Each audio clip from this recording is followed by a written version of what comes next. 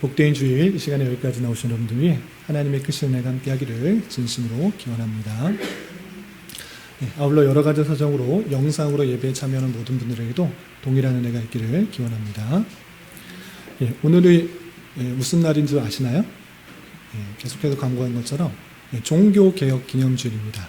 우리가 이렇게 자유롭게 참된 진리와 또 영으로서 예배할 수 있는 그것은 종교개혁자들의 피땀 흘린 그런 노력에 의해서 이렇게 참된 진리로서 예배를 드릴 수 있게 되었던 것입니다. 진리가 가려진 채 잘못된 길로 가고 있었던 중세시대에 종교개혁자들로 말미암아 올바른 진리의 내용을 밝힐 수가 있었고, 또 우리가 이렇게 하나님께 참으로 예배 드릴 수 있는 것이 있었기 때문에 아무 생각 없이 이렇게 지나가는 것이 아니라 지금으로부터 약 505년 전에 이런 종교개혁자들의 수고와 피땀에 의해서 우리가 참된 진리를 깨닫고 자유롭게 예배할 수가 있었다, 진리로서 예배할 수 있겠다라는 고마움을 가지고 하루를 보냈으면 좋겠습니다. 또한 오후에는 광고 드린 것처럼 종교개혁 기념주의를 맞이해서 강좌가 있으니까 시간을 좀 내셔서 참여해서 많은 도전과 은혜를 받을 수 있는 그런 시간이 될 수 있기를 바랍니다. 말씀 읽기 본문은 오늘 다니엘 마지막 장인 12장입니다. 다니엘 마지막 장에서 또 무엇을 말하고 있는지 아주 핵심적인 내용들이 있기 때문에 여러분들 집중해서 잘 들어주시기 바랍니다. 특별히 여기 어린 친구들이 있는데 제가 앞에 스크린을 만드는 이유는 어른들을 위해서 만든 것도 아닙니다. 어른들을 위해서는 말로써 잘 설명할 수 있는데 아이들이 잘 집중하지 못할 것 같아서 아이들과 함께 드리는 예배이기 때문에 앞에 스크린을 준비한 거니까 아이들도 이 시간에 예배에 잘 드릴 수 있기 바랍니다. 그냥 앉아있는 것이 아니라 하나님께서 나에게 주시는 말씀이 무엇인가, 이 예배 자리는 내가 하나님 앞에 경배하고 절하는 것일 뿐만 아니라 하나님께서 우리에게 하실 말씀이 선포되는 자리인 것입니다. 그냥 자리에 앉아있다가 1시간 그냥 앉아있다 가는 것이 아니라 과연 하나님께서 우리에게 어떤 말씀을 주실 것인가 기대한 많은 마음으로, 소망하는 마음으로 앉아주셔서 함께 예배드리는 그런 자리가 되었으면 좋겠습니다. 우선 다니엘서 총 12장이 있는데 전체 내용을 한번 종합하면서 정리하도록 하겠습니다. 총 12장까지 있는데 두 부분으로 나누면 다음과 같이 나눌 수 있다고 했습니다. 1장부터 6장까지는 다니엘과 세 친구가 포로로 끌려와서 바벨론에서 있었던 이야기. 여기는 오랜 신앙생활을 한 사람이라면 많이 알고 있습니다. 다니엘이 끌려와서 음식을 채식만 먹고 신앙을 잘 지켰다. 또 느부갓네살 왕이 꿈을 꿔서 다니엘이 해석해 주었다.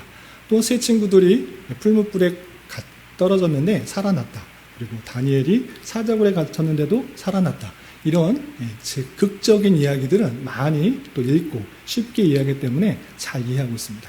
그런데 단순히 다니엘서는 신앙 좋게, 다니엘과 세 친구들이 신앙이 좋다, 이런 신앙을 본받자, 이것을 말하는 것이 아닙니다.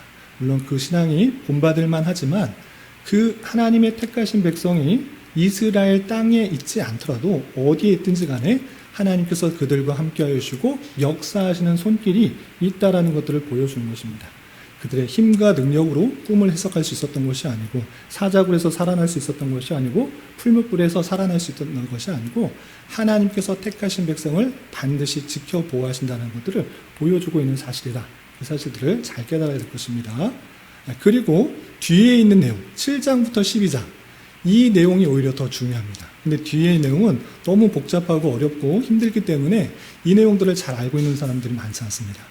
그러나 하나님께서 궁극적으로 다니엘서를 통해서 알려주고자 하는 것이 이 뒤에 있는 7장부터 12장까지의 내용이 훨씬 더 강조점이 있는 것입니다. 그럼 7장부터 12장까지는 어떤 내용이 있는가? 다니엘의 4가지 환상이 있습니다. 4가지 환상을 통해서 하나님께서 이 세상 모든 만물을 주관하셔서 통치하시고 역사하신다. 그리고 결론적으로는 하나님의 나라가 이 땅에 옴으로 말미암아 영원한 하나님의 나라가 이 땅에 임하게 될 것을 이 다니엘서를 통해서 알려준 것입니다. 환상을 4가지를 통해서 알려주었는데 그 내용들을 잘 이해하는 것, 그것이 아주 중요한 것입니다. 잠깐 복습을 하게 되면 한 장씩 한 장씩 따라 읽으셨던 분은 다 이해하겠지만 혹시 처음 오신 분이나 또 어린 친구들까지 제가 이해시키는 게 목표입니다. 제가 끝나고 나서 의진이나 사랑이나 시오한테 물어봐서 이해했니? 라고 물어봤는데 전혀 모르겠어요 하면 제가 설명 못한 거기 때문에 다시 처음부터 더 설명할 수도 있어요. 잘 집중해서 한 번에 잘 들어주시기 바랍니다. 도진이까지는 제가 어떻게 잘 못할까요? 도진이가 앞에 글씨를 잘 못 읽으니까 그래도 잘 들어주시기 바랍니다. 어떤 내용이 있는지. 크게 4가지 환상이 있는데 7장에는 네 짐승의 환상이 있고 8장에는 순양과 순념소의 환상이 있고 또 9장에서는 60일의 환상이 있습니다. 다니엘의 기도에 응답하여서 60일의 환상이 나오고 그리고 10장부터 12장까지는 통틀어서 큰 전쟁과 마지막 때 여러 가지 일들에 대해서 환상을 소개하고 있습니다. 근데 이렇게만 말씀드리면 이게 뭐냐 하고 있을 것 같아서 한 장 한 장 말씀일기의 본문에 따라서 성경을 읽고 또 새벽 기도의 말씀을 통해서 이해하신 분도 있겠지만 또 처음 접하신 분도 있기 때문에 다시 한번 설명드립니다. 잘 들어주시기 바랍니다. 7장에 네 짐승의 환상이 나오는데 첫 번째는 사자 모양이고 날개, 독수리 날개가 있는 아주 무시무시한 그런 짐승이 나옵니다. 또 그것이 지나고 나니까 곰 같은 게 나오는데 갈빗대 3개를 물고 있는 아주 무시무시한 또 짐승이 나타나서 환상 속에 나타난 것입니다. 또 그것이 지나니까 또 얼굴 넷이 있는 표범이 나타나가지고 또 그 모습들을 또 날개가 있는 모습으로 무시무시한 계속 짐승들이 나타납니다. 그리고 네 번째는 모양은 표현되지 않았는데 이것도 사납고 무서운 형상인데 특징이 뭐냐면 뿔이 10개 있고 또 그 뿔이 지나서 또 작은 뿔이 또 나오고 이런 짐승의 모습들을 보게 됩니다. 이거 봤을 때 꿈속에 여러분들이 그런 것을 봤다고 생각해 보십시오. 도대체 무엇인가? 이것을 이해하기가 쉽지 않습니다. 그런데 이것은 다니엘서 2장에서 느부갓네살 왕에게 보여줬던 환상과 다른 내용이 아닌 것입니다. 2장 때 느부갓네살이 꿈을 통하여서 이 나라가 어떻게 될 것을 미리 알려줬던 것입니다. 하나님께서 이 역사 진행이 어떻게 될지 전혀 모르다가 그냥 사람들에 의해서 뒷수습하고 하는 것이 아니고 앞으로 일어날 일들의 모든 것을 통째로 다 알고 계시기 때문에 미리 알려주신 것입니다. 그래서 느부갓네살을 통해서도 큰 신상의 모습들이 점점 나가다가 그 모습들이 완전히 돌에 의해서 멸망하게 될 것을 보여주었는데 마찬가지로 이 네 짐승을 통하여서 앞으로 일어날 하나님의 택하신 백성들을 마치 물어뜯고 공격하고 억박하고 윽박하고 힘들게 할 것 같은 무시무시한 열강들이 나타나게 될 것인데 그것들을 미리 알려주신 것입니다. 그래서 사자, 첫 번째 짐승은 바벨론이고 두 번째 짐승은 메데 바사, 세 번째 짐승은 헬라, 다른 말로 하면 그리스, 그리고 마지막 짐승은 로마제일 것입니다. 이 것들이 실제 일어날 것을 느부갓네살 왕에게 또 알려주시고 그리고 다니엘에게도 알려주신 것입니다. 사랑이 어떤 나라인지 순서 잘 기억 한번 해주세요. 끝나고 한번 물어보도록 하겠습니다. 그리고 8장에서는 순양과 수념소의 환상을 보여줬습니다. 이것도 마찬가지로 한 양이 있는데 두 뿔 중에 큰 뿔과 작은 뿔이 있었습니다. 작은 뿔은 메데, 그리고 큰 뿔은 바사, 페르시아가 있을 것이고 메데 뒤에 페르시아, 바사가 뒤를 이을 것이고 그 나라가 있는데 계속적으로 번성하는 것이 아니라 순염소로 형상되는 헬라, 그리스 헬라가 그를 공격하여서 완전히 멸망하게 될 것을 보여준 것입니다. 그리고 그 순염소의 가운데 보면 긴 뿔이 있다고 하는데 그 긴 뿔은 알렉산더 대왕에서 이 페르시아 큰 나라가 완전히 멸망하게 되는데 역사적으로 세계사를 보면 알 수 있는데 그것조차 수백 년 뒤에 일어날 일들을 미리 예언하고 있는 것을 살펴볼 수가 있는 것입니다. 그림으로 보면 이 바벨론이 이 중동 지역에 크게 자리하고 있다가 이 나라도 하나님의 말씀처럼 하나님께서 보여준 환상처럼 메데와 바사로 나누게 되고 메데는 잠시 있다가 이 바사, 페르시아에 의해서 멸망하게 되고 페르시아가 약 200년 동안 차지하게 됩니다. 이 페르시아가 계속적으로 확장을 하려고 하다가 이 그리스 지역, 헬라 지역으로 계속적으로 확장을 하려고 하는데 확장하다가 실패하고 오히려 그리스의 대왕이었던 알렉산더에 의해서 이 페르시아 제국이 완전히 멸망하게 된 것입니다. 그래서 이 페르시아가 멸망하게 되고 알렉산더 대왕이 전체 이 페르시아 지역을 전체를 다스리게 됩니다. 그런데 이 알렉산더 대왕은 오래 통치 못하고 33살, 되게 젊었어요. 젊었는데 갑작스럽게 죽게 됨으로 말미암아 이 나라를 그의 부하들이 다스릴 수밖에 없었습니다. 그래서 4명의 부하에 의해서 헬라 제국이 나뉘게 되고 그 중에 셀주쿠스와 프톨레미라는 그런 왕조에서 계속적으로 다툼이, 북왕국과 남왕국의 계속적인 다툼이 있었고, 특별히 시리아 지역을 다스렸던 셀주쿠스의 아주 유명한 왕이 있습니다. 누구냐? 안티쿠스 에피파네스입니다. 이 왕은 어떤 왕이었냐면 자기가 신이다, 신이 내려온 곳이다 이렇게 표현했어요. 에피파네스 뜻이 뭐냐면 신의 현현이라는 뜻이에요. 그래서 내가 제우스인데 제우스의 현현의 모습이 나다라고 아주 교만한 모습을 이렇게 표현했습니다. 그냥 스스로 교만하다, 내가 신이다 이렇게 표현한 것에서 그치는 것이 아니라 정말 해서는 안 되는 그런 일을 했습니다. 어떤 일이냐? 유대인들에게 있어서 성전은 아주 중요하지 않습니까? 성전 중심으로 하나님께서 우리와 함께 계시다. 또 그곳에서 제사를 통해서 죄의 사함을 받게 된다는 것을 말하는 성전인데, 이 안티오쿠스 에피파네스가 어떤 일을 했냐면 이 성전 안에다가 우상을 만들어서 놨습니다. 자기가 섬기는 우상, 제우스 신을 딱 만들어 놓고 또 정결한 소의 피로 또는 양의 피로 제사를 드려야 되는데 돼지의 피로, 불결한 것이다 생각하였던 유대인들이 절대 가까이 하지 않고 먹지도 않는 그런 돼지의 피로 제사를 드리는 그런 일들을 했던 것입니다. 안티오쿠스 에피파네스의 아주 악한 행적들은 참고 참았지만 성전을 모독한 일들을 유대인들이 참았을까요? 참지 못했을까요? 참지 못했던 것입니다. 그래서 공기를 일으켜서 성전을 수복하는, 무력으로 탈취하는 일이 있었던 것입니다. 이것이 이른바 마카비 혁명이다라는 것인데, 성전을 탈취한 것을 기념으로 하여서 수전절이 생긴 것입니다. 성경 신약에 보면 수전절이라는 표현이 한 번 나오는데, 여기 성경에서 앞에 구약을 읽어보면 아무리에게도 수전절에 대한 얘기가 나오지 않는데 그런 역사적 이야기가 있는 것입니다. 그런데 그 모든 내용이 앞서서 다 기록되고 있다, 이것을 살펴볼 수 있는 것입니다. 그러나 에피파네스의 그런 내용도 또 마카비 혁명을 통해서 자치를 갖고 있던 그 기간도 오래되지 않고 이 헬라 제국의 큰 나라는 로마 제국으로 흡수가 되고, 또 이 로마 제국도 영원한 것이 아니라 이 로마 제국 통치되는 중에 하나님께서 약속하신 그 마지막 때의 그 왕이 오셔서 영원한 천국, 영원한 하나님의 나라를 완성시킬 것이다 라는 내용이 앞서서 환상을 통해서 다 알려주었던 것입니다.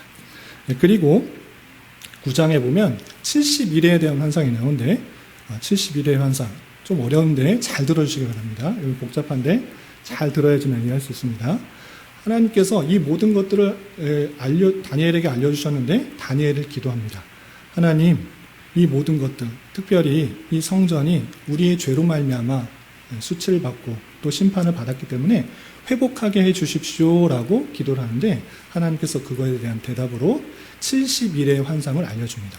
71의 환상이 무엇인가 라고 할 때 하나님께서 다니엘서 9장 24절을 보면, 내 백성과 거룩한 성을 위해서 기도했느냐?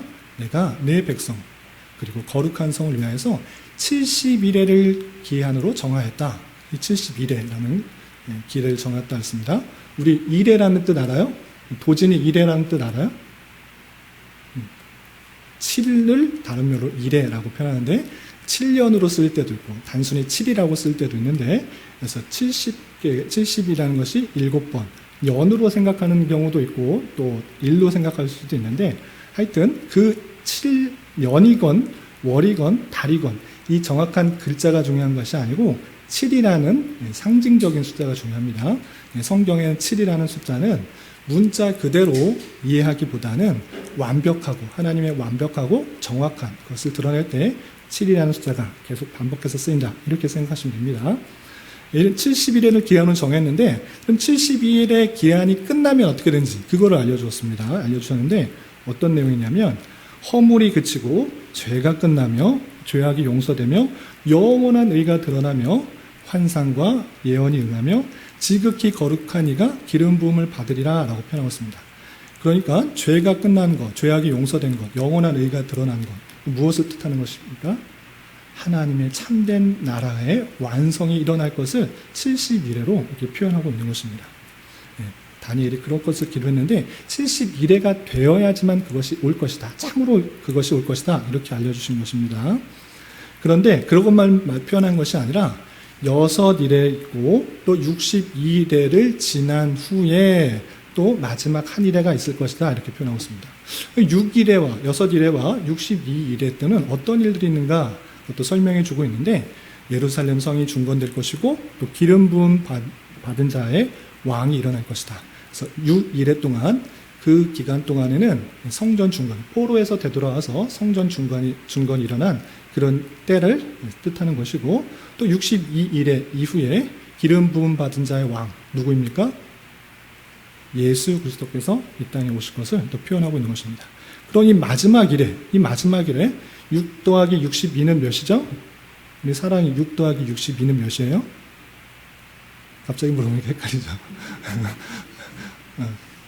69죠?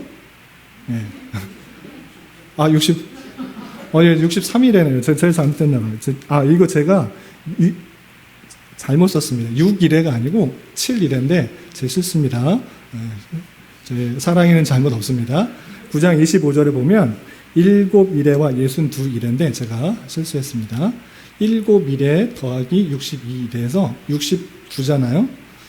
69인데 그다음 마지막 한 일회 70에서 69를 빼면 한 일회 마지막 일회 70번째 일회가 있는데 이 마지막 일회 때 일어날 일도 설명해 주고 있습니다. 어떤 일이 일어나느냐? 이 마지막 일회 때는 기름 부음 받은 자가 끊어질 것이고 성읍과 성소가 무너뜨려질 것이고 일회의 절반에 제사와 예물을 금지할 것이며 가증할 것이 의지하여 설 것이며 라고 하며 핍박받고 또 성전이 무너질 것들을 예언하고 있는 것입니다. 그럼 이때가 언제인가 라고 할 때 예수님의 탄생 그리고 십자가의 사건 십자가의 사건으로 돌아가신 것 그리고 성읍과 성소가 무너뜨린다는 것을 통해서 로마에 의해서 성전이 파괴되는 그 70년의 AD 70년의 사건들을 계속적으로 표현하고 있다 이렇게 생각하시면 됩니다. 그런데 이 70일의 해석들이 성경학자들에서 다양하게 해석하고 또 이단들에 의해서 실제 이것은 년이다. 70년 곱하기 7년이다. 그래서 490 이런 식으로 실제적인 년으로 환산하여서 몇 년대에 주님께서 오실 것이다. 라고 해석하는 견해들이 있는데 그런 것들이 실제 맞은 적도 있지만 우연히 맞은 적도 있지만 다 맞지 않아서 이단으로 우리는 정죄하는 것입니다. 그래서 이런 성경에서 나오는 특별히 다니엘에서 나오는 이런 7이라는 숫자 이런 숫자들은 상징적으로 이해해야 될 것입니다. 그리고 이 마지막 일회 때 3년 반을 나눕니다. 7이잖아요. 7 마지막 7일회잖아요. 70번째 일회도 7이기 때문에 전에 3년 반 전과 3년 반 후 절반으로 나눠서 앞에와 뒤를 나누고 있습니다. 그런데 특별히 이 절반으로 나눠서 후 3년 반을 여러 가지 환란이 있을 것이다 이렇게 표현합니다. 그래서 후 3년 반을 다니엘서는 어떻게 표현했느냐 한때, 두때, 반때로 표현하고 1290일이라 이렇게 표현하고 있습니다. 그리고 요한계시록에서는 한때, 두때, 반때뿐만 아니라 42개월, 1260일 이렇게 표현하고 있는데 이때는 아주 핍박이 심하기 때문에 대환란의 기간이다. 또 마지막 때다라고 표현하고 있고 이 끝, 주님께서 다시 오실 재림의 날, 예수님께서 재림하여서 천국이 완성하는 그 가까이 될 때는 그 핍박과 탄압이 훨씬 더 심해질 것을 안티오쿠스 에피파네스의 학정을 빌어서 이렇게 설명하고 있는 것입니다. 너무나 복잡하죠. 아직 본문으로 들어가지도 않았는데 이것들을 설명을 하니까 너무 복잡했는데 이것들을 우리는 잘 알아야지 이 다니엘서를 제대로 이해한 것입니다. 단순히 다니엘과 세 친구가 신앙이 좋았다 이걸 말하는 것이 아니고 하나님께서 환상을 통해서 앞으로 역사에 어떤 일들이 일어날 것들을 구체적으로 알려주셨기 때문에 우리는 마땅히 이것을 알아야 되는 것입니다. 그런데 단순히 바벨론, 메데바사, 헬라, 그 다음에 로마, 그 다음에 예수님께서 오실 것 이것을 단순히 역사를 예견하는 것에 그치는 것이 아니라 구속사적으로 이해해야 된다는 것입니다. 우리의 구원, 그리고 천국이 어떻게 올 것인지를 함께 생각할 수 있도록 이해해야 되는데, 이것도 중요합니다. 잘 들어주시기 바랍니다.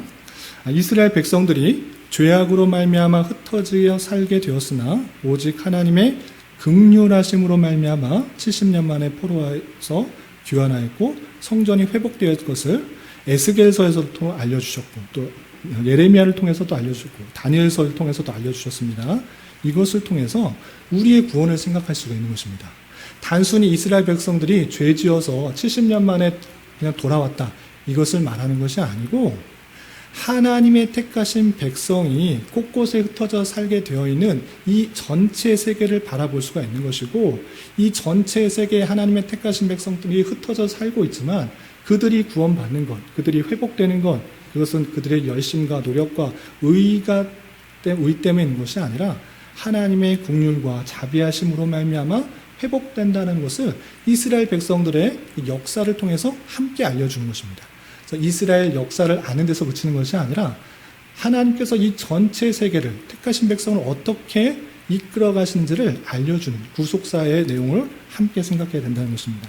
또 하나 더 생각해야 될 것은 사나운 짐승과 같은 열강들이 계속적으로 나타났습니다. 바벨론, 바사, 헬라, 로마 등 이 나라들이 택하신 백성들을 위협하고 해치는 듯한 모습입니다. 딱 봤을 때 정말 귀여운 모습이었습니까? 사랑스러운 애완동물 같은 모습이었습니까? 정말 생각하기도 무서운 그런 짐승들의 모습으로 나타나고 있습니다. 그렇게 이 세계 하나님을 알지 못하는 그런 열강들, 그런 나라들, 세속 권세들은 하나님의 백성들을 위협하고 해치는 듯 하지만 그 나라의 결국들은 멸망하게 될 것이다. 그리고 약속된 참된 왕, 그 왕이 오셔서 영원한 나라를 세울 것이다 라고 말했는데, 단순히 이스라엘 그 중동 지역의 역사가 이렇게 되고 예수님께서 오실 것이다, 이 정도로 말하는 것이 아니라 하나님의 택하신 백성들이 세계 열강들 또 세속 권세들로부터 많은 핍박과 탄압들, 그것을 받게 될 것이지만 그 모든 것들이 그 세상은 최후에 멸망할 것이고 예수 그리스도의 재림, 그것으로 말미암아 영원한 나라가 완성될 것을 함께 표현해 주고 있는 것입니다. 그래서 단순히 다니엘을 읽으면서 이스라엘의 역사가 또는 중동의 역사가 이렇게 되는구나라고 이해하는 데 그치는 것이 아니라 그것을 통해서 하나님의 택하신 백성을 어떻게 구원시키고 어떻게 하나님의 나라가 완성되는지를 함께 생각할 수 있어야 되는 것이 다니엘서를 바로 이해하는 것입니다. 이 전체적인 내용들이 뒷부분에 실려 있는 것입니다. 7장부터 12장까지 실려 있기 때문에 이것들을 잘 이해하는 것이 필요하고, 오늘 읽게 되는 다니엘 마지막 장, 그 모든 것들을 아는 사람으로서 우리는 어떻게 해야 되는지 그 결론을 12장에 이렇게 표현하고 있는 것입니다. 그렇다면 이제 본론으로 들어가서 12장 말씀 좀 살펴보겠습니다. 우선 1절에서 보면 그 마지막 때 대환란의 기간 중에 그 대환란 기간 중 한때 두때 반때 중에서도 그 마지막 때 그 끝에쯤에 주님께서 재림하실 그때가 가까이 오게 되면 이런 일들이 있을 것을 이렇게 표현하고 있습니다. 12장 1절 말씀 같이 한번 읽어보겠습니다. 시작. 그때 내 민족을 호위하는 큰 군주 미가엘이 일어날 것이요 또 환란이 있으리니 이는 개국 이래로 그때까지 없던 환란일 것이며 그때 내 백성 중에 책에 기록된 모든 자가 구원받을 것이다. 환란이 있는데 마지막 때 대환란 기간 중에서도 끝에는 더 큰 환란이 있을 것을 표현하고 있습니다. 그리고 그때 하나님의 택하신 백성들 기록된 모든 자가 반드시 구원받게 될 것을 표현하고 있는 것입니다. 그리고 2절에서 보면 그 주님께서 다시 오심으로 말미암아 영생을 받는 자, 또 부끄러움을 당할 자, 심판을 받는 자, 이 최후의 심판이 있을 것을 이렇게 표현하고 있습니다. 2절도 계속해서 읽어보겠습니다. 시작. 땅의 티끌 가운데서 자는 자 중에서 많은 사람이 깨어나 영생을 받을 자도 있겠고 수치를 당하여 영원히 부끄러움을 당할 자도 있을 것이며, 자는 자 중에서 많은 사람이 깨어났다. 실제 잔다는 얘기입니까? 실제 잔다는 얘기가 아니고 성경에서는 육체의 죽음을 잔다라고 표현하고 있습니다. 왜 그렇게 표현하는가? 반드시 믿는 자나 안 믿는 자나, 택함을 받은 자나 그렇지 않은 자나 다시 부활할 것이기 때문에, 다시 깨어나기 때문에 사는 자다 이렇게 표현하고 있는 것입니다. 이렇게 죽었던 사람이 다 깨어나서 영생을 받는 자도 있고 또 수치를 당하여서 영원히 부끄러움 당하는 자, 지옥에 가는 자, 이것이 구분되게 될 것을 마지막 때 주님께서 오심으로 말미암아 이런 것들이 있을 것을 표현하고 있는 것입니다. 또 3절에서 보면 그 택함을 받아 영생할 자와 수치를 당할 자를 심판하신 이후에 그 영생할 자, 구원을 받을 자에게 하나님께서 특별히 상급을 더해 주시는 모습을 이렇게 표현하고 있습니다. 3절도 같이 한번 읽어보겠습니다. 시작. 지혜 있는 자는 궁창의 빛과 같이 빛날 것이요 많은 사람을 옳은 대로 돌아오게 하는 자는 별과 같이 영원히 빛나리라. 지혜 있는 자, 하나님의 참된 지혜, 이 모든 사실을 깨달아 예수 그리스도를 알고 또 믿고 또 하나님에 대해서 아는 그 자는 궁창의 빛과 같이 해같이 빛나게 될 것이고 또 특별히 많은 사람을 옳은 대로 돌아오게 하는 자, 하나님의 섭리 가운데 택하신 백성들을 부르시고 구원하십니다. 한 사람도 낙오 없이 그 책에 기록된 모든 사람을 반드시 구원하실 것입니다. 그러나 그 구원하는 방식이 있어서 누구를 통해서 역사하시는가? 사람을 통해서 하나님께서 그냥 집어내서 이렇게 구원하시는 것이 아니고 일반적인 방편에 있어서는 그 모든 사실들을 깨달아 나를 통하여서 복음이 전하게 되고 또 깨달아져서 옳은 대로 돌아오게 하는 역사가 있는 것입니다. 그렇게 복음 전파에 수고를 하고 믿음을 전하게 한 그 사역의 일들을 잘 감당하게 한 사람은 특별히 별과 같이 영원토록 빛나게 할 것이다 라고 하면서 그에 따른 상급을 더해 주시는 그 모습을 살펴볼 수가 있는 것입니다. 마지막 결론 부분입니다. 이 다니엘서의 결론 부분을 잘 확인하셔야 됩니다. 집중해서 들어주시기 바랍니다. 그런데 이 모든 것들을 듣고 주님께서 오심으로 하면 심판도 있고 상급도 주시는 것들을 다 알려주셨는데 이 말에 대해서 좀 희한하게 표현하고 있습니다. 이 말을 어떻게 표현하고 있는지 4절 말씀 같이 한번 읽어보겠습니다. 시작. 다니엘아, 마지막 때까지 이 말을 간수하고 이 글을 봉함하라. 많은 사람이 빨리 왕래하며 지식이 더하리라. 이제 시간이 변해서 많은 사람들이 빨리 왕래하고 지식이 더할 것을 말해줄 뿐만 아니라 이 들었던 모든 사실들을 어떻게 해야 되느냐, 이 말을 잘 간수해라. 잊어버리지 말고 잘 간수하라고 했습니다. 그런데 그 뒤에 표현이 좀 낯섭니다. 이 모든 일을 퍼뜨려라, 잘 알려주어라 라고 한 것이 아니라 뭐라고 하고 있습니까? 봉함하라. 봉하여서 잘 가둬둬라 이렇게 표현하고 있습니다. 이거 잘못 표현된 거 아닌가? 똑같은 표현이 9절에 반복되고 있는 것을 볼 수 있습니다. 좀 건너뛰어서 9절 먼저 읽어보겠습니다. 9절 같이 한번 읽어보겠습니다. 시작. 그가 이르되 다니엘아 갈지어다 이 말은 마지막 때까지 간수하고 봉함할 것입니다. 간숙하고 간직하고 보관하는 건 좋은데 왜 이것을 봉함할까? 이것을 우리는 궁금해야 될 것입니다. 그 내용은 나중에 좀 살펴보고 하나님께서 이 모든 사실에서 간수는 하되 봉함할 수 있도록 잘 닫아둘 수 있도록 그렇게 말씀하셨습니다. 그리고 나서 또 한 가지 현상을 봅니다. 두 사람의 모습을 한 천사들의 모습을 보면서 이 두 천사도 이것에 대해서 잘 알지 못해서 도대체 이 현상들이 언제 끝나고 어떻게 일어날 것인지 궁금해서 인자의 예수 그리스도께 묻는 장면이 계속 이어지게 됩니다. 5절, 6절 계속 한번 읽어보겠습니다. 시작.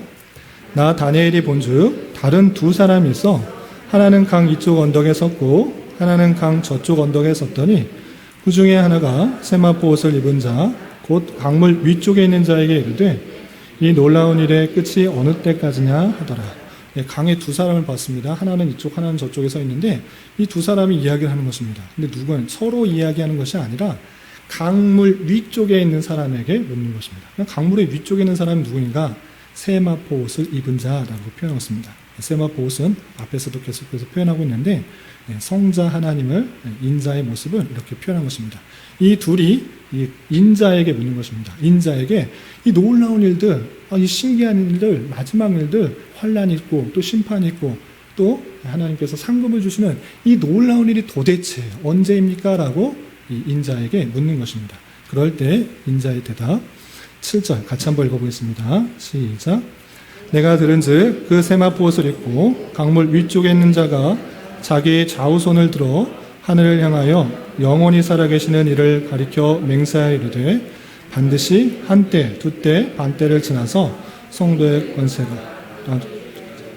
그렇게 되면 이 모든 일이 다 끝나리라 하더라. 예, 하늘을 향하여 영원히 살아계시는 성부 하나님을 가리켜 맹세하면서 이렇게 말합니다. 한때, 두때, 반때 아까 나왔습니다. 그 대환란을 지나고 성도의 가진 권세가 다 깨지는 것 같은 그런 환란과 역경을 다 지나고 나야 이 모든 일이 끝나게 될 것이다 라고 알려준 것입니다.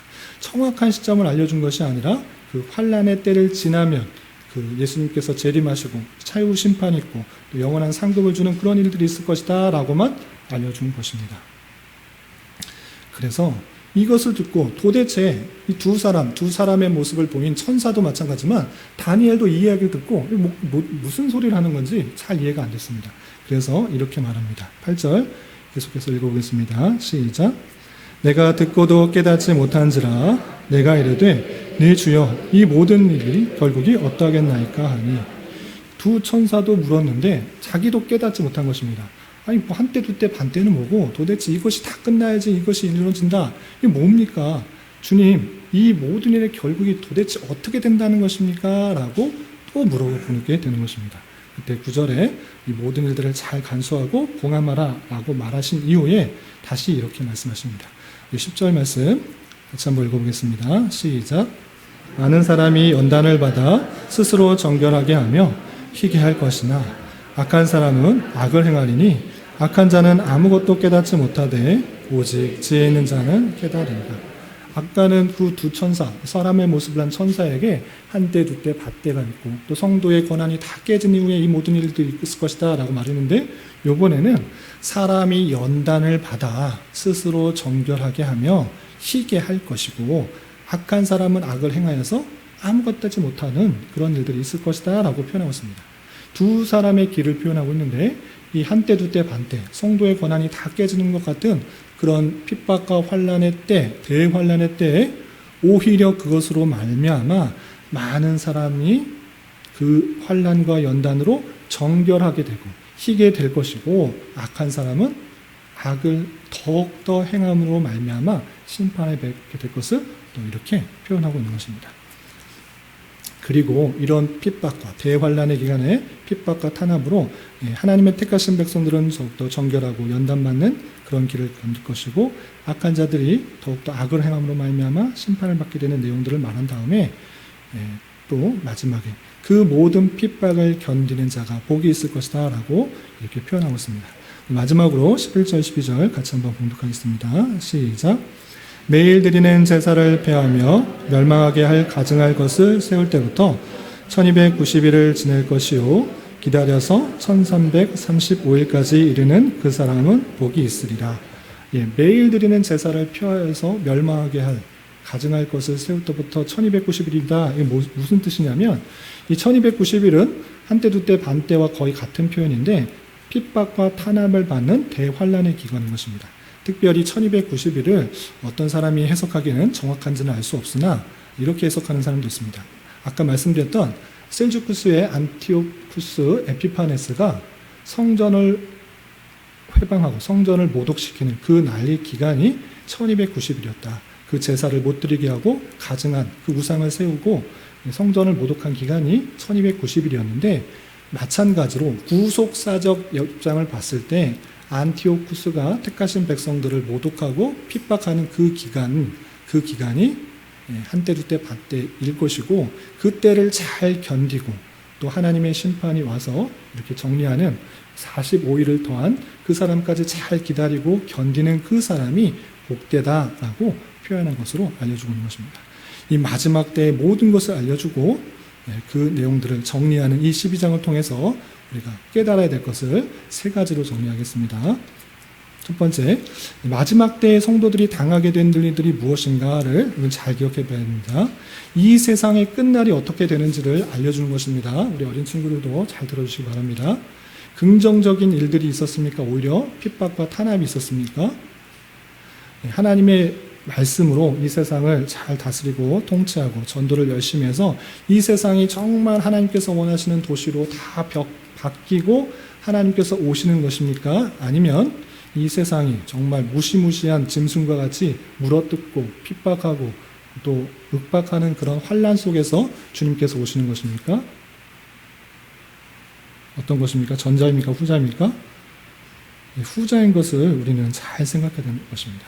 긍정적으로 세상이 바뀌다가 주님께서 오시는 것이 아니라 오히려 이 말씀을 통해서는 세상의 그런 핍박과 탄압과 윽박들이 계속되다가 주님을 계속적으로 간구하고 바라는 중에 오게 된다라는 것들을 알려주는 것을 볼 수 있습니다. 그런데 단순히 그렇구나라고 생각하는 것이 아니라 왜 그렇게 되는지를 알아야 되는 것입니다. 아니, 하나님께서 이 세상 모든 만물을 주관하시고 창조하시고 운행하신다고 하지 않았습니까? 바벨론도 또 메데 바사도 헬라도 또 로마도 어떤 나라도 그가 강한 것이 아니라 하나님의 권세에서 막 무너지는 거 아닙니까? 하나님께서 권세와 능력이 있으시면 그런 핍박 당하지 않게 하시면 되는데 왜 성도들을 핍박 가운데 내모십니까? 주님 오실 때 더 열심히 신앙생활하고 더 긍정적인 방향으로 온 나라가 인천뿐만 아니라 우리나라 세계가 정말 하나님을 잘 찬송하고 잘 섬기는 그런 모습 가운데 주님께서 오시면 멋지지 않습니까? 하나님께서 능력이 없으십니까? 왜 그렇게 하지 않으십니까? 라고 우리는 한 번쯤은 생각해야 되는 것입니다. 그러나 하나님께서 그렇게 하시는 이유를 설명해 주신 것입니다. 그것은 무엇입니까? 하나님께서 그 연단을 통해서 알곡과 쭉정이를 구분하시는 것입니다.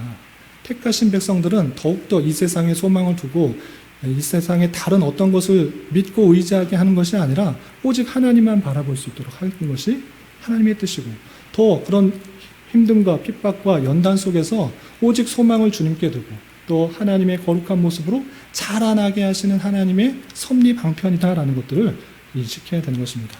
반면에 하나님의 택하신 백성들이 아닌 그 악인들, 하나님을 부정하고 원망하고 불평하고 부정하는 그 모든 사람들은 오히려 그 핍박하는 가운데 어떻게 된다고 했습니까? 악한 길로 갈 것이다 라고 표현하고 있는 것입니다. 그 환난과 핍박을 통해서 그 극심한 환난을 통해서 더욱더 성도들을 연단시키시고 또 그렇지 않은 사람들은 그들의 악행으로 말미암아 하나님을 원망했던 그 모습들을 말미암아 심판을 정당성을 부과하는 모습으로 들어간다는 사실들을 잊지 말아야 될 것입니다. 이 말세의 땅에 당하게 되는 우리의 어려움들을 함께 연관하여서 생각해야 될 것입니다. 하나님의 택하신 백성이면 왜 내가 이렇게 아파야 합니까? 하나님께서 택하신 백성이면 왜 이렇게 힘들어야 됩니까? 왜 이렇게 핍박을 받고 무시를 받고 조롱을 받고 비웃음을 받고 잘 되는 일 하나 없는 것 같아 보입니까? 라고 하나님을 원망하고 불평할 것이 아니라 그 모든 상황까지도 주관하시고 역사하셔서 택하신 백성을 더욱더 연단시키고 훈련시키시고 또 그리스도의 장성한 분량에 이르기까지 오직 하나님만 믿게 하시는 섭리의 손길이라는 것들을 잊지 말아야 될 것입니다. 따라서 내게 닥친 어려움과 여러 가지 고통이 찾아올 때 하나님을 원망하고 부정하는 것이 아니라 세상에 너무 마음 두지 말고 오직 하나님만 바라보라는 신호를 알고 더욱더 주님께서 원하시는 모습으로 연단되며 성장할 수 있어야 될 것입니다. 이런 은혜가 저와 여러분들 가운데 함께하기를 진심으로 기원합니다. 그리고 대환란, 3년 반, 한때 두때 반때, 1260일, 그리고 그 마지막 때가 지난 대환란이 이후에 무엇이 있을 것인가, 우리 1절부터 3절까지 살펴보았습니다. 네, 택하신 책의 모든 기록된 자가 구원받을 것이고 또 아는 사람 중에 일어나서 깨어나서 영생을 받을 자도 있고 또 수치를 당할 것도 있을 것이다. 그리고 또 상급을 주는 그 내용들을 살펴보았습니다. 이 대환란 후에 주님께서 다시 오심으로 말미암아 택하신 백성의 구원과 또 그렇지 않은 자의 수치, 최후 심판이 있는 것이고 또 행한 일에 따른 상급이 주어진다라는 사실들을 잘 알아야 할 것입니다. 이것이 이제 기본적으로 신앙생활을 어느 정도 한 사람이라면 아는 것입니다. 뭐 이 자리에 앉더라도 주님께서 오셔서 최후 심판하시고 믿는 자는 구원, 그렇지 않은 자는 심판, 이것 행한 일에 따라서 상급을 주신다. 이런 정도의 내용들을 잘 알 것입니다. 그런데 가만히 보면 가만히 생각해야 될 것이 있습니다. 그것은 무엇이냐? 이 구원받는 자가 누구인가? 구원받은 자가 누구인가? 누구였습니까? 책에 기록된 자. 책에 기록된 모든 자가 구원받을 것이다 라고 표현하고 있습니다. 책에 기록할 자가 아니라 기록된 모든 자. 하나님께서 이미 택하신 그 자가 있는 것이고, 그 자, 생명책에 기록된 그 자, 그 모든 자는 빠짐없이 구원받는다라는 것이 성경 전체의 내용인 것입니다. 하나님께서 누가 구원받을지, 누가 구원받지 못할지를 전혀 모르다가 저 사람이 정말 예수님 잘 믿고 결단해서 구원받는 그런 일이 없는 것이고, 하나님께서 이미 그 모든 계획과 작전 가운데 택하신 그 자들, 생명책에 기록된 자가 있을 것이고, 그 자들이 믿게 되고 구원을 받게 된다라는 것입니다. 그것이 하나님의 놀라운 주권 가운데 택하신 백성에 베푸시는 은혜다라는 것들을 잊지 말아야 될 것입니다. 그렇기 때문에 여러분들이 이 자리에서 예수 그리스도를 구세주로 고백하고 하나님의 자녀가 되었다라는 것은 내 힘과 내 노력, 내 의지, 내 의, 내 공로 아무것도 없는 것입니다. 오직 하나님의 은혜, 오직 하나님의 긍휼하심, 하나님께서 택하여 주신 것, 그것밖에 없는 것입니다. 저 사람보다, 세상에는 어떤 사람보다 내가 뛰어난 거 하나도 없고, 도덕적으로 어떤 것으로 뛰어난 거 하나 없지만, 오직 하나님께서 나를 생명책에 기록해 주신 그 은혜, 그것 때문에 내가 이 자리에 앉아서 하나님의 말씀을 듣게 되고, 정말 믿을 수 없는, 세상 사람들은 전혀 믿을 수 없는 예수 그리스도께서 하나님의 아들이시고 그분께서 우리의 죄를 다 대신하여 십자가에 달려 돌아가셨다는 것이 믿어지는 것입니다. 여러분들이 이해력이 좋아서, 지혜가 뛰어나서, 어렸을 때부터 그냥 쇠뇌됐기 때문에 믿어지는 것이 아니라 하나님의 택하심을 받았기 때문에 믿어지는 것입니다. 택하심 받은 자에게 성령께서 하나님의 때에 복음을 듣게 하시고 예수 그리스도가 믿어지게 하시고 내 죄를 위하여 십자가에 달려 돌아가심으로 말미암아 하나님께서 공의와 사랑을 이루시고 주님의 백성이 되었다, 주님의 자녀가 되게 하셨다. 이것이 놀라운 은혜라는 것들을 기억하며 늘 감사 찬송을 드릴 수가 있는 것입니다. 우리가 가진 것이 많아서 감사하는 것이 아니라 택하여 주시고 구원해 주시고 주님의 자녀 삼아 주신 것에 감사 찬송할 수 있는 저와 여러분 되시기를 주님 여러분 부탁을 드립니다. 그리고 최후 심판에서 잊지 말아야 될 것은 행한 일에 따라 상급이 주어진다라는 사실입니다. 특별히 다니엘서 12장 3절에서는 많은 사람을 옳은 대로 돌아오게 한 자는 별과 같이 영원토록 빛나게 할 것이다 라고 복음을 전하여서 하나님의 택하신 백성들을 옳은 대로 돌아오게 한 그 전도의 사명을 잘 감당한 사람들에게 하나님의 특별한 은혜를 더해 주시는 그 모습들을 살펴볼 수가 있는 것입니다. 그러므로 말미암아 우리가 구원받았다 감사하는 것에 그치는 것이 아니라 하나님께서 주어주신 그 사명들을 잘 감당해야 될 것입니다. 우리 교회는 복음 전파의 사명을 받은 것입니다. 나만 구원받으면 되지, 나만 기쁘고 즐거워하면 되지가 아니라 나를 통하여서 하나님의 선한 역사들이 일어나시기를 바라시는 것입니다.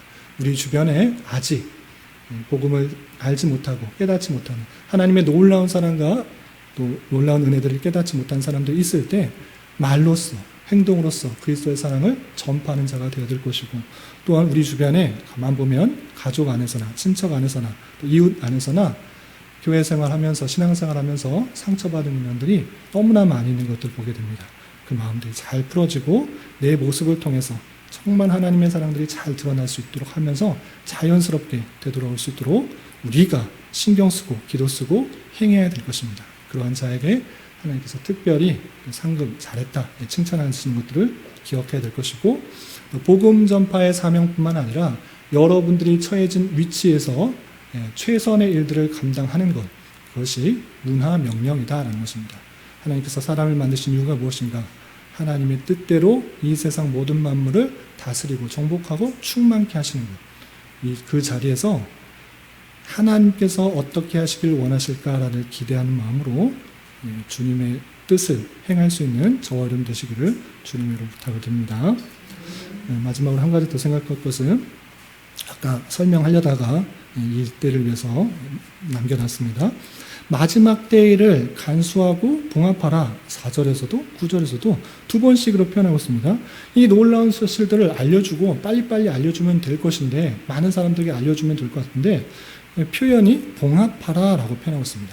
이 봉합하라는 것은 잘 알려지지 않도록 좀 감춰주는 것들이 있는 것인데, 그 내용 자체를 감추라는 것이 아니라 잘못된 해석으로 나가서 이때가 몇 년도다, 곱하기 7 해서 이것은 몇 년도다라고 계획하고 따지고 그때를 알아두는 것을 막으라라는 뜻입니다. 그것은 주님께서 다시 올 때가 언제이십니까? 라고 할 때 그것은 아버지께만 알다.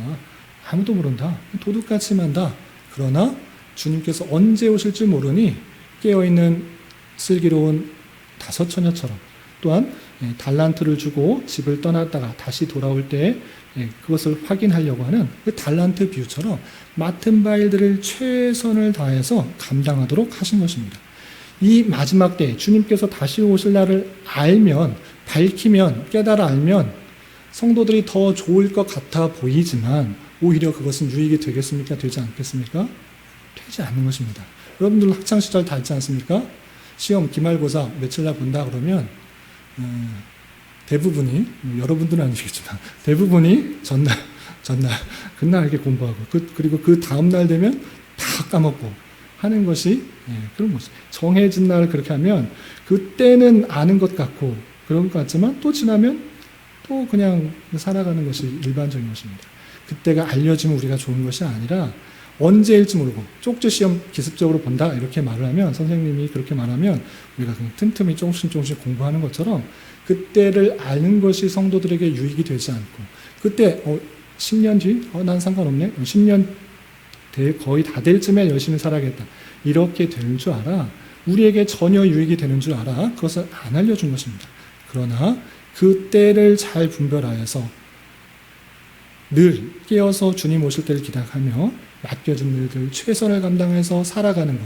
그것이 정말 하나님께서 원하시는 것이고 원하시는 삶이라는 사실을 잊지 말아야 될 것입니다.